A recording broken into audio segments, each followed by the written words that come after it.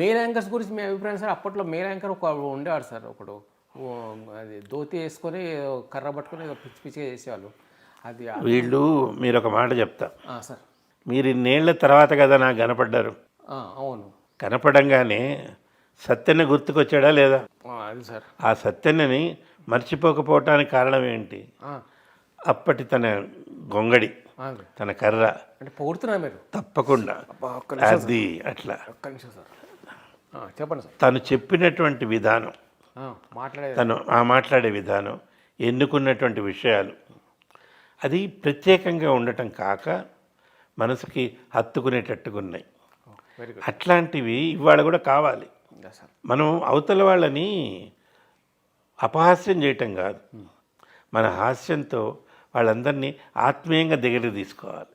అట్లాంటి వాళ్ళు ఉంటే మన మాధ్యమానికి విలువ, మన కళాకారులకు విలువ, మనందరికీ కూడా విలువ పెరుగుతుంది, ఆనందం పెరుగుతుంది. సో వాడు బాగా చేసేవాడు అప్పట్లో, సూపర్గా చేసేవాడు. Very good sir. థ్యాంక్స్, వాళ్ళ తరఫు నుంచి థ్యాంక్స్ సార్. అదే ఇంకా ఇప్పుడు నెక్స్ట్ మీ ఫ్యూచర్ ప్రోగ్రామ్స్ ఏమైనా అనుకున్నారా సార్? మరి అనుకునేవన్నీ ఫుల్ఫిల్ అయిపోయా? అదే అట్లా ఫుల్ఫిల్, జీవితంలో అన్నీ తీరిపోయినాయి అంటూ ఏమి ఉండదు, ఇంకా జరుగుతూ ఉంటాయి.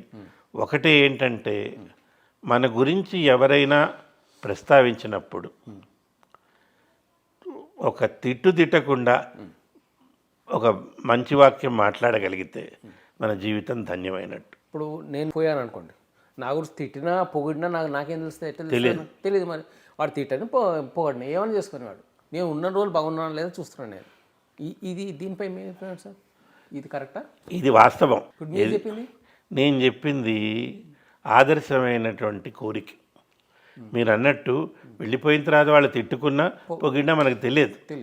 కానీ మన ప్రవర్తనకి ఒక గీటురాయి. ఆయన ఎట్లా బతికాడు అంటే ఎవరిని ఇబ్బంది పెట్టలేదండి. వాడు పోయాక మిగతా వాళ్ళు మాట్లాడుకుంటా. తెలుగులో ఒక చిన్న కథ ఉంది. అదేంటంటే ఒక ఊరి దగ్గర మంచినీళ్ళ బావి ఉంది. ఆ బావి నుంచే మంచినీళ్ళు తీసుకుపోతారు. ఒక ఇంట్లో తండ్రి కొడుకులు ఉన్నారు.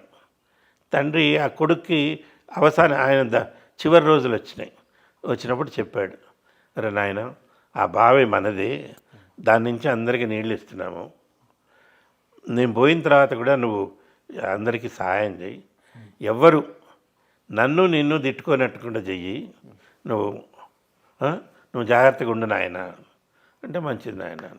ఈయన వెళ్ళిపోయాడు. వెళ్ళిపోయిన తర్వాత వాడికి ఒక ఐడియా వచ్చింది, నేనేం చేస్తే మా నాన్నని పొగుడతారు, ఆయన నీళ్లు తీసుకోమన్నా ఇప్పుడు అంతకంటే దాంట్లోంచి మనం బంగారం తీయలేం కదా, నీళ్ళే ఉంటాయి, ఎట్లా? వీడికి ఒక క్రూరమైన వికృతమైన ఆలోచన వచ్చింది.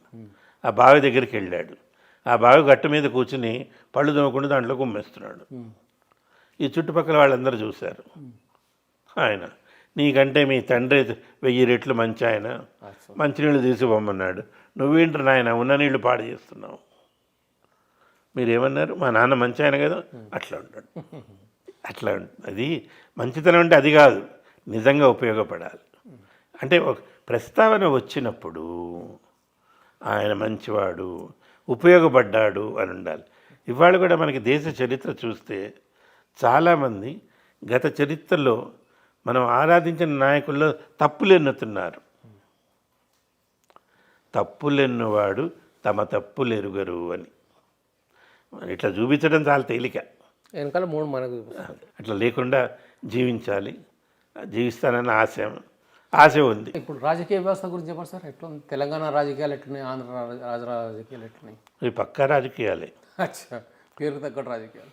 గతంలో మేము కులాల ప్రసక్తి లేదు, మతాల ప్రసక్తి లేదు, ఇవాళ దేని ప్రసక్తి వదలకుండా చేస్తున్నారు. ఇప్పుడు అదే ముఖ్యంగా అయిపోయింది, హైలైట్ అయిపోయింది.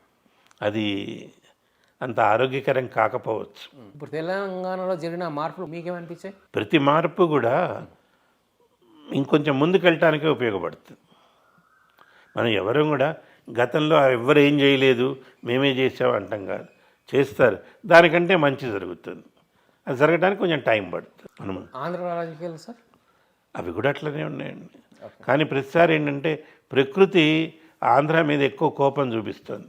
తుఫాన్ వస్తుంది, పంటలన్నీ నష్టపోతున్నాయి. అది అందరికీ నష్టమే. దాన్ని తట్టుకొని ఇది చేయాలి.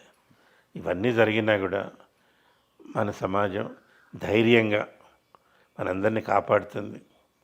మనం రాజకీయవేత్తలనండి, ఆర్థికవేత్తలు, విద్యావేత్తలు మనందరినీ కావలసినవి అందించి మనం మరింత సౌఖ్యంగా మరింత ఆనందంగా ప్రశాంతంగా ఉండేటట్టు చూస్తారని నేను ఆశిస్తున్నాను. మీకు నచ్చిన ఫిలాసఫీ ఒకటి చెప్పండి. రేపటి గురించి ఆశపడు, ఆవేశపడకు.